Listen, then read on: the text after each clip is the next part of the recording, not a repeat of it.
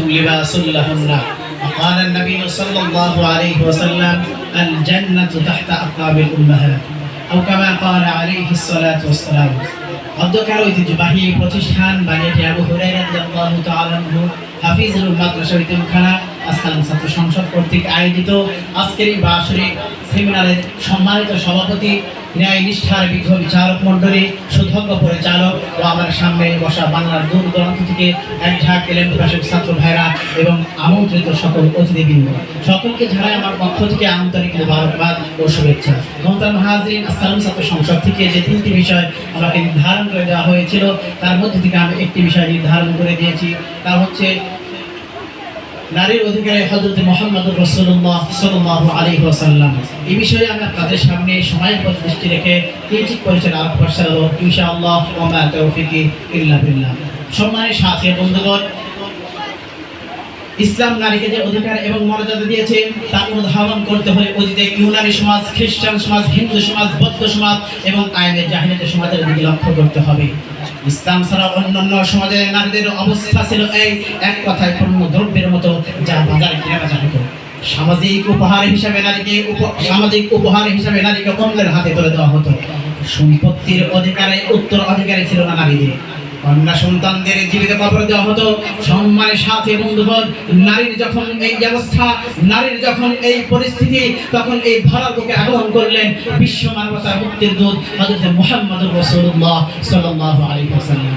তিনি ধরার বুকে আগমন করে সকল সমস্যার মূলে কুঠারাঘাত করে তিনি নারী জাতির সর্বোচ্চ সম্মান এবং মর্যাদার উচ্চ আসনে বসিয়ে বলিষ্ঠ কণ্ঠে ঘোষণা করে হুন্না লিবাসুল লাকুম ওয়া আনতুম লিবাসুল লাহুন্না। সম্মানের সাথে বন্ধুগণ, আজ আধুনিক সভ্যতার দাবিদার পশ্চিমা বিশ্ব করে থাকে জান্নাত শুধুমাত্র পুরুষদের জন্য, নারীদের জান্নাতের স্থান নেই। অথচ ইসলাম 1450 বছর আগে নারীর ধর্মীয় অধিকার সুনিশ্চিত করে ঘোষণা করেন ওয়ামান আমিলা সালিহাম মিন যাকারিন আও উনসা ওয়া হুয়া মুমিনুন ফাউলাইকা ইয়াদখুলুনা জান্নাতা ইরযাকুনা ফিহা বিগাইরি হিসাব। শুধু তাই নয়, নারীর সম্পত্তির উত্তরাধিকার হিসাবে বলিষ্ঠ কণ্ঠে ঘোষণা হয় ইউসিকুমুল্লাহু ফি আওলাদিকুম লিযযাকারি মিসলু হাযযিল উনসায়াইন। সম্মানের সাথী বন্ধুগণ, পরিশেষে আমি বলতে চাই আজ এক শ্রেণীর মানুষ আছে নারীর অধিকার আদায়ের নামে আমার মা বোনেদের রাস্তায় নামিয়ে উলঙ্গ করে আর বেহায়াপনার পায়তারা করছে। সম্মানের সাথী বন্ধুগণ, আজ যারা নারীর অধিকার নিয়ে চলগান চলছে তারা আমার মা বোনেদের বেশ্যা নারী তসলিমার মতো বানাতে চায়, পাপিষ্ঠ নারী পাপিয়ার মতো আমার মা বোনেদের বানাতে চায়। তারা আল্লাহর বিধান পর্দার আইনকে বৃদ্ধাঙ্গুলি প্রদর্শন করে নারীদেরকে রাস্তায় নামানোর জন্য পায়তারা চলছে।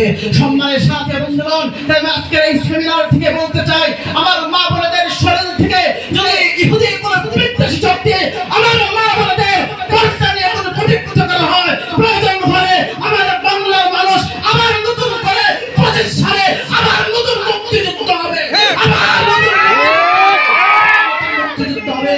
সম্মানের সাথী বন্ধুগণ, আজ আধুনিক সভ্যতার দাবিদার পশ্চিমা বিশ্ব এটা অনুধাবন করতে পেরেছে।